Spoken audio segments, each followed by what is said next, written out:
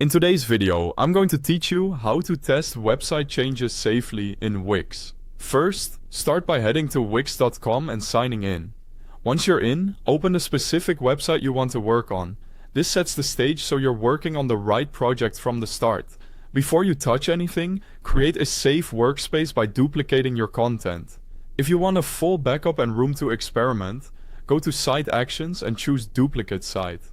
This gives you a complete copy you can edit without risking your live site.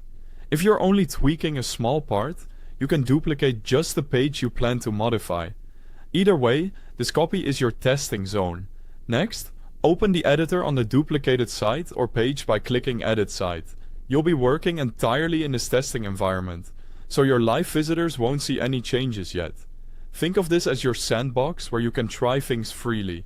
Now make your updates. Adjust text, swap images, refine buttons, or rearrange your layout. Move methodically and make one change at a time. This makes it much easier to spot what helped or what needs to be rolled back.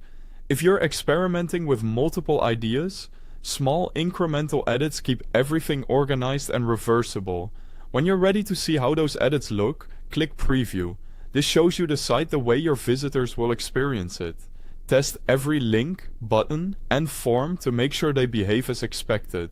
Don't forget to check mobile view as well, since many visitors browse on their phones.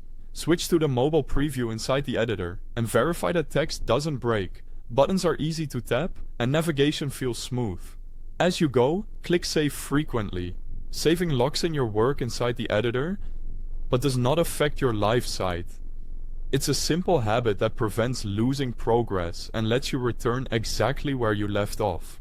When everything looks and functions the way you want, it's time to publish the duplicated page or site.